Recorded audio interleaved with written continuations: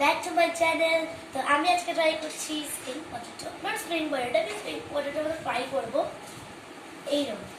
তো প্রথমে আমি ছোটো ছোটো প্রাচীর যে আলুগুলো হয়, সত্যি বলছি এইরকম, এর থেকে একটু বড় কেটে নিয়েছি গোল এরকম স্ট্রিপস।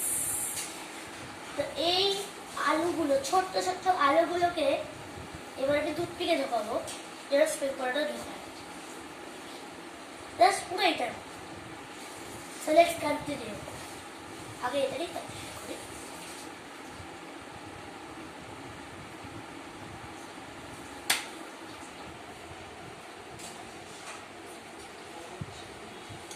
তো দেখো এরকম দুটো হয়ে গেল, আমার অনেকগুলোই হয়ে গেছে। এবার দেখো এই যে হয়ে গেল, এবার তুমি আরো দুটো বাড়াতে পারো, কিন্তু এরকম ছোটো ছোটো বানাতে হবে, লোকের দিকে রাঁচির এই ছোটো ছোটো আলুগুলো দিয়েই বানাতে হবে। এবার তোমরা যদি এখন বানাতে চাও তাহলে ভেজে নেবে, আর কোনো অসুবিধা নেই, এই টুথপিক করে লাগিয়ে ভাজা। আমি যেরকম এখনই ভাজবো না, আমি তাই জন্য ফ্রিজে ঢুকিয়ে দেবো। তো প্রথমত আরেকটা জিনিস বলি, এইটা হচ্ছে কুঁদরি, মানে এরম বানিয়েছি আলু কুঁদরি এরম করে তোমরা এরমভাবে বানাতে পারো।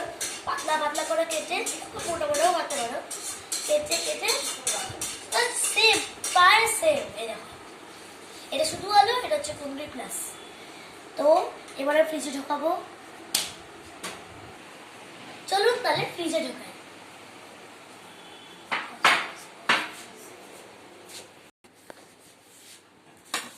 সাজিয়ে এবার আমরা ফ্রিজে ঢুকিয়ে দিলাম। এই দেখুন, এবার আপনি যতক্ষণ ইচ্ছা রাখতে পারেন। তো এই যে আমরা ঢুকিয়ে দিলাম।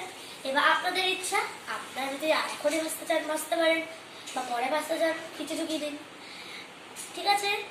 তো আমার রেজাল্ট কি দেখবো পার্ট 2 তে।